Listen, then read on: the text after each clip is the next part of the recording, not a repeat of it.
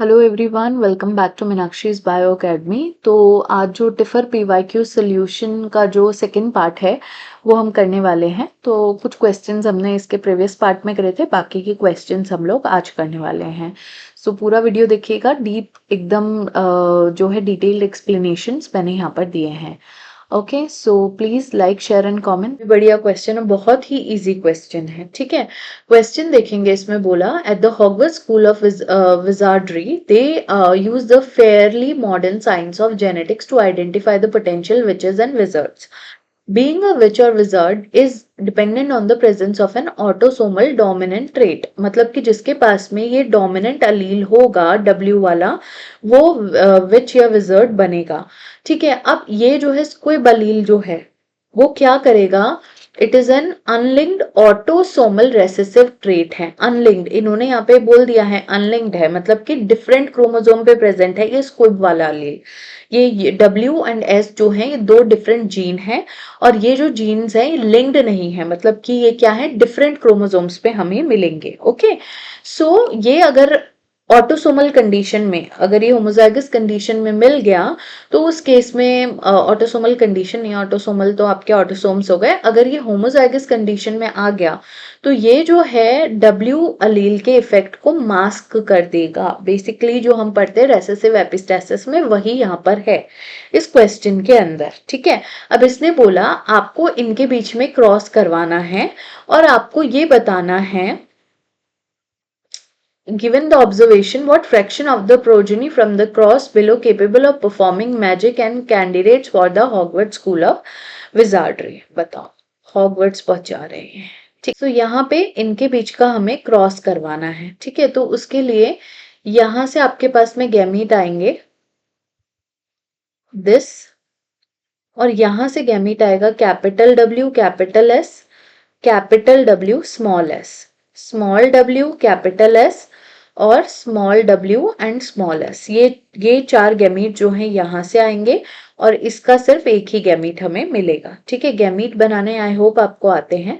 ठीक है, तो अब यहाँ पे जो प्रोजेनी बनेगा उसके पास में क्या होगा, capital W small w capital S small s। तो अब यहाँ पे जो है ये स्मॉल s जो है ये होमोजाइगस कंडीशन में नहीं है, तो इस केस में ये क्या होंगे, ये विजर्ड बनेंगे, बिल्कुल बनेंगे।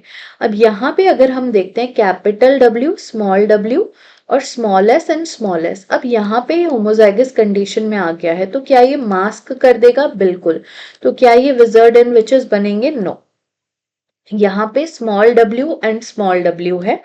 ठीक है, तो यहाँ पे तो देखो वैसे ही ये रेसेसिव कंडीशन में गिवन है, वैसे ही रेसेसिव कंडीशन गिवन है, तो क्या ये बनेगा, नो। ओके, अब यहाँ पे हम देखते हैं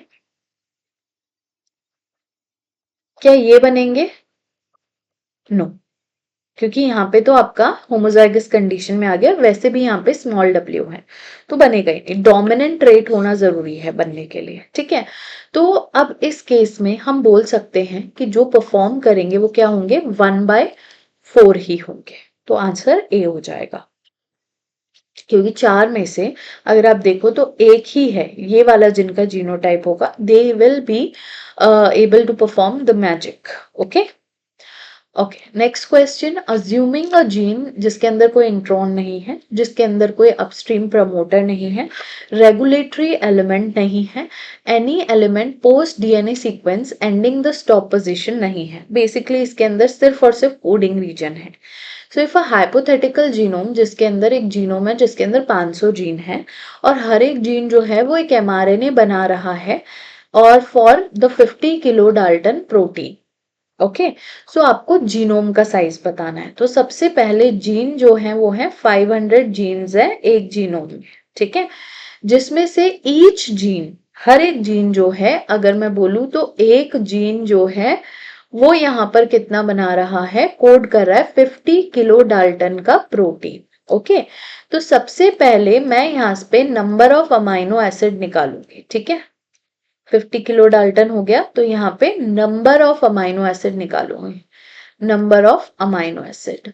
तो नंबर ऑफ अमाइनो एसिड हो जाएंगे डिवाइडेड बाय एक डाल्टन जो होता है, एक अमाइनो एसिड जो होता है उसका वेट होता है 110 डाल्टन, वन अमाइनो एसिड का।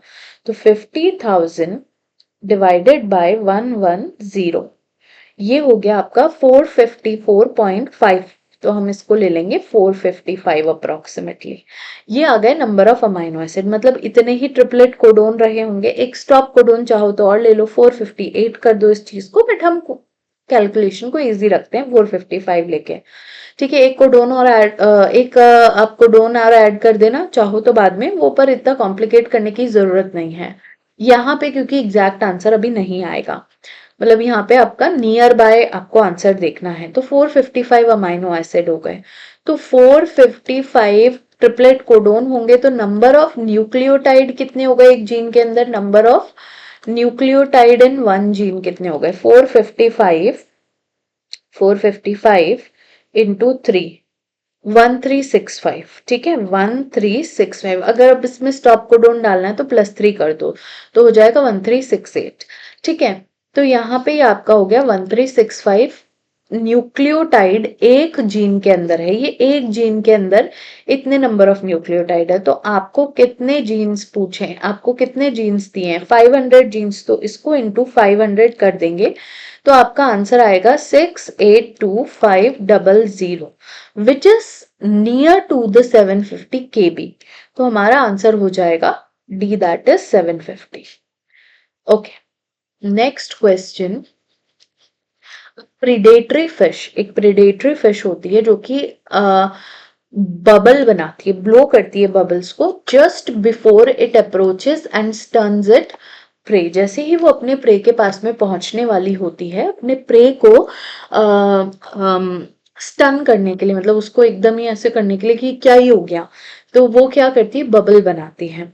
A student postulated that the blowing bubble is a socially learned behavior and it is not heritable trait। ये वो सीखते हैं, सोशली सीखते हैं इस ट्रेट को, वो इनहेरिट नहीं होता है फ्रॉम जनरेशन आफ्टर जनरेशन। तो इसको टेस्ट करने के लिए हाइपोथेसिस को इन्होंने जो ऑफस्प्रिंग थे वाइल्ड टाइप जो फिशेस थी, उनके ऑफस्प्रिंग को दो तरीके के ट्रीटमेंट दिए। ट्रीटमेंट 1 में उसने fishes were raised in a tank with the parent population, जिसमें उन्होंने पेरेंट्स के साथ में बच्चों को रखा। ठीक है, दूसरे ट्रीटमेंट में उन्होंने बच्चों को अकेले रखा और उस स्पीशीज का वो बच्चे जो थे वही थे और कोई भी नहीं था। कौन स्पेसिफिक, मतलब उस स्पीशीज का कोई और मेंबर नहीं था, पेरेंट्स और कोई नहीं था। ठीक है, blowing bubble is not a socially learned behaviour. अगर ये सोशली लर्नड बिहेवियर नहीं है और ये इनहेरिट हो रहा है, तो क्या एक्सपेक्ट किया जा सकता है, none of the fish in treatment 1 and treatment 2 will blow the bubbles. देखो, पहले में वो पेरेंट के साथ है ना, दूसरे में वो अकेली है। बट अगर ये सोशली लर्न बिहेवियर नहीं है, मतलब कि इनहेरिट हो रहा है, तो अगर वो इनहेरिट हुआ है तो चाहे वो पेरेंट्स के साथ रहे ट्रीटमेंट 1 में, चाहे वो पेरेंट्स के साथ ना रहे, आइसोलेशन में रहे अकेले, उनके अंदर वो ब्लोइंग बबल वाली वो आएगी, क्योंकि वो पेरेंट्स से जब वो पैदा हुए ऑलरेडी उनके अंदर इनहेरिट हो गया है। तो हम ये कह सकते हैं कि individual in both the treatment 1 and 2 will blow the bubbles. Okay, तो ये अच्छा क्वेश्चन है। इसके अंदर इन्होंने क्या बोला, दैट ये जो है रेस्ट्रिक्शन एंडोन्यूक्लियेशन है। ठीक है, अब इनसे जो हम क्लीव करवाते हैं तो हमें एक पर्टिकुलर फ्रेगमेंट्स जो है वो मिलते हैं। अगर हम बाम H1 और इको R1 से अकेले अलोन क्लीव कराते हैं तो हमें 4000 मिलते हैं। तो इसका मतलब ये है कि ये जो पूरा का पूरा है, ठीक है, ये अगर आपका पूरा, जब अगर मैं देखती हूँ जीनोम, तो ये जो है आपका 4000 बेस पेयर का है, मतलब कि 4 kb का है। ओके, अब यहाँ पे जो है इसने बोला कि बाम H1, तो मैं यहाँ पे जो है एक बाम H1 को डाल देती हूँ। ठीक है, और दूसरा यहाँ पे अभी मैं इको R1 को बना देती हूँ। ठीक है, बाम H1, अगर मैंने सिर्फ बाम H1 से क्लीव किया तो ये ओपन हो गया, ऐसे 4 kb का मिला। सिर्फ इको R1 से किया तो ये क्लीव हो गया, खुल गया, और इस तरीके से एक 4 kb का मुझे फ्रेगमेंट मिला। और जब ये HAE से जब इन्होंने किया क्लीव, तो इन्हें क्या मिला है, इन्हें 3000 और 1000 मिला है। तो इसका मतलब दो यहाँ पर क्या रहे होंगे, इस तरीके से दो रहे होंगे। मैं ये कह सकती हूँ है ना, एक H1 ये रही H की साइड और दूसरी जो है थर्ड वाली है HAE थर्ड वाली वो यहाँ पर रही। तो ये जो है ये 3000 बेस पेयर और ये 1 KB का फ्रेगमेंट हो गया और ये बाकी जो बचा हुआ था ये आपका हो गया 3 KB का। ठीक है, अब इसने बोला बाम H1 और इको R1 से जब क्लीव कराया, तो बाम H1 और इको R1 से जब क्लीव करवाया है तो 3500 और 500 मिला। तो इसका मतलब हम ये कह सकते हैं कि इन दोनों के बीच में जो है वो 500 है, 500 बेस पेयर, और बाकी का बचा हुआ कितना रह गया, 300 रह गया। अब बाम H1 और HAE से करवाया, तो जब बाम H1 से क्लीव करवाया और इन दोनों से कराया, अभी ई नहीं है पिक्चर में, तो बाम H1 और जब इन दोनों से कराया तो एक तो ये 1000 का मिलेगा ही। ठीक है, तो एक तो ये 1000 का मिला, उसके अलावा एक मिला 700 बेस पेयर का। तो मैं कह सकती हूँ कि ये 700 बेस पेयर हो सकता है, बिल्कुल। और ये बाकी का बचा हुआ जो हो गया यहां तक, ये हो गया आपका 2300 बेस पेयर का, और ये 1000 बेस पेयर का यहां पर आ गया। ठीक है, अब नेक्स्ट अगर मैं देखूं, इसने बोला eco R1 and HAE third.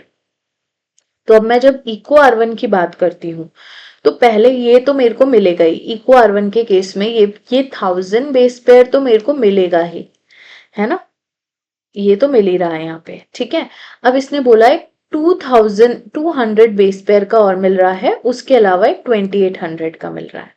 तो मैं ये कह सकती हूँ कि ये हो गया 200 बेस पेयर का। तो अब यहां से लेकर के ये जितना भी बचा that is 2800 base pair, correct. अब आ जाते हैं नेक्स्ट, जब हमने तीनों को यूज किया तो 2300, 1000, 500, 200, बिल्कुल। देखो अब यहाँ पे क्या हुआ, अगर मैंने तीनों ये जितने भी हैं तीनों रेस्ट्रिक्शन एंजाइम डाल दिए तो मुझे ये 500 का मिलेगा, बिल्कुल सही बात है। ये 200 का मिलेगा, 700 का नहीं मिलेगा क्योंकि इको R1 जो है वो यहाँ पर प्रेजेंट है बीच में। ठीक है, फिर यहाँ पर ये आपका हो गया 1000 बेस पेयर और ये बाकी का 2300 बेस पेयर, बिल्कुल सही बात है, बिल्कुल सही बोला। अब हमें रिजल्ट्स देखने, मतलब आंसर बताना है क्या सही होगा, कौन सा स्टेटमेंट करेक्ट है। There are 3 HA2 sites, no, दो ही साइट है, तभी तो 3 फ्रेगमेंट, 2 फ्रेगमेंट यहाँ पर मिल रहा है जब वो लीनियर हो जा रहा है तो। ठीक है, Bam H1 is 1000 base pair away from the Eco R1। क्या बाम H1 जो है वो 1000 बेस पेयर अवे है, नहीं, वो 500 बेस पेयर अवे है। Bam H1 is present within the smaller fragment, no, smaller fragment क्या है, ये वाला है 1000 बेस पेयर वाला, 3000 वाला जो है वो बड़ा वाला लार्जर फ्रेगमेंट है। तो बाम H1 तो उसके बाहर प्रेजेंट है ना, लार्जर वाले पे प्रेजेंट है, तो ये भी गलत हो गया। Eco R1 is present within the larger fragment, बिल्कुल। देखो स्मॉल शॉर्ट फ्रेगमेंट जो है वो जब हम HAE2 थर्ड से क्लीव कर रहे हैं तो स्मॉलर फ्रेगमेंट ये 1000 वाला है और लार्जर फ्रेगमेंट 3000 वाला है। तो क्या इको R1 ये 3000 वाले में प्रेजेंट है, यस। तो हमारा आंसर हो जाएगा यहाँ पर डी।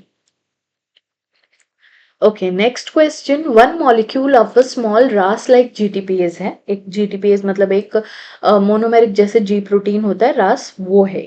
ठीक है, 22 किलो डाल्टन जो है उसका साइज है, forms a strong high affinity complex with the one molecule of GTPase activating protein।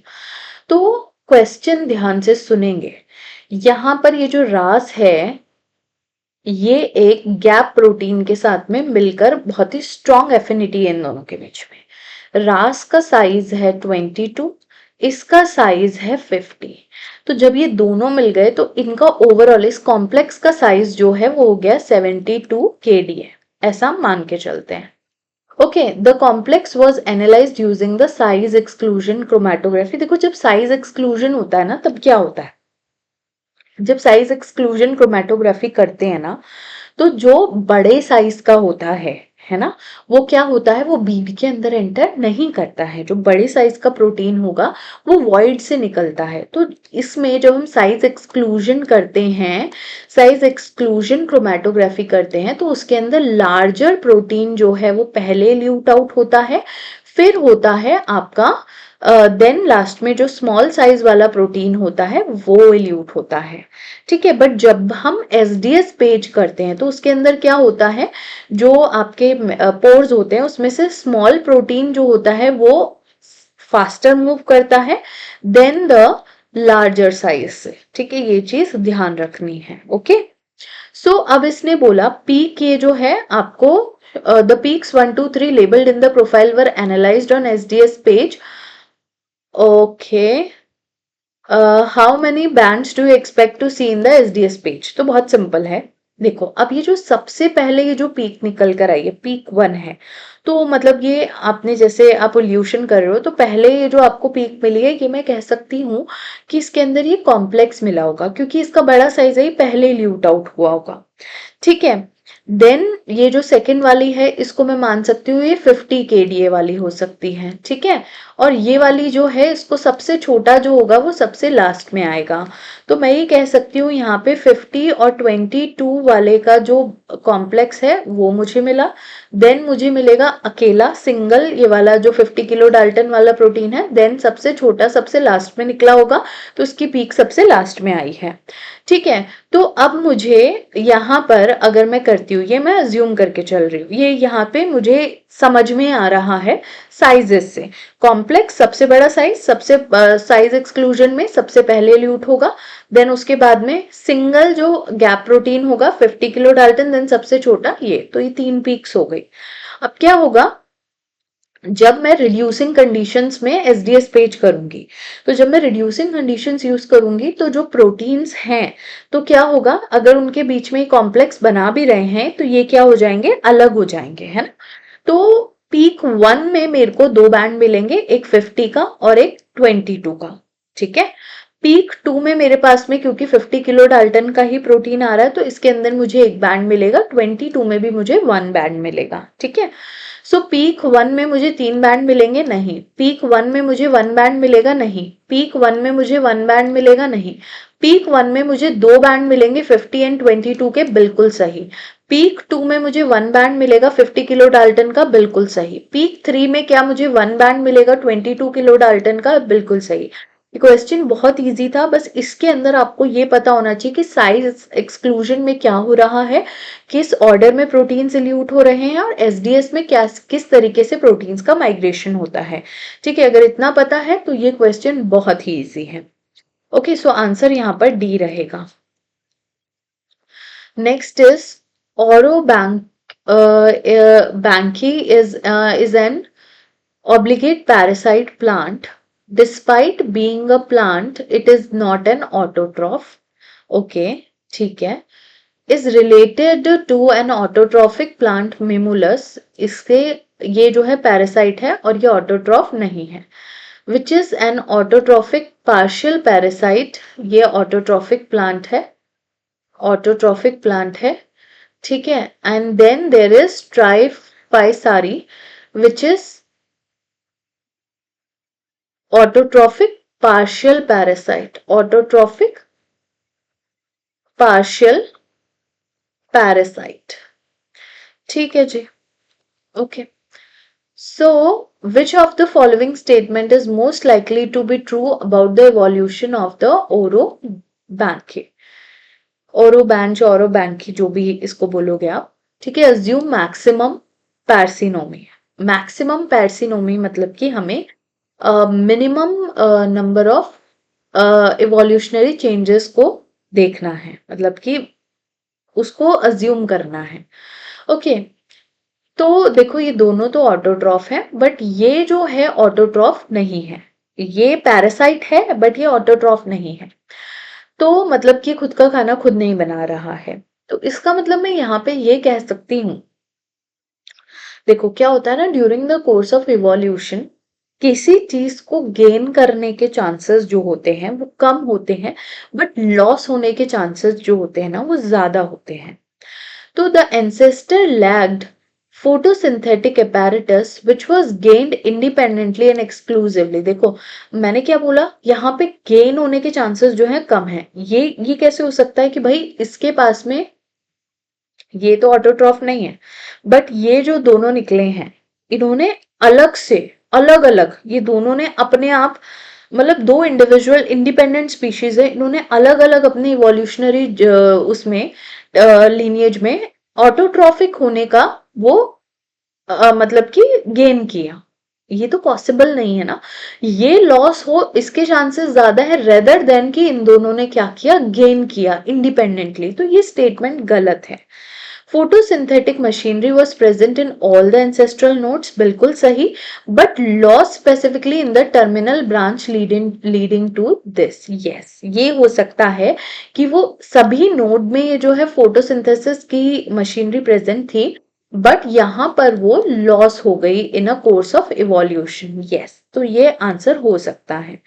Photosynthesis was lost following the branching of the mimulus but regained in the terminal branch of this। नहीं, देखो ऐसा नहीं होता कि पहले loss हो गया फिर वापस से गेन हो गया, ये नहीं होता। एक बार लॉस हो गया तो वो चीज लॉस हो गई है। Rooted trees cannot be used to make the predictions about the ancestral under the maximum parsimony। No, this is wrong। तो आंसर जो होगा यहाँ पे आपका बी हो जाएगा।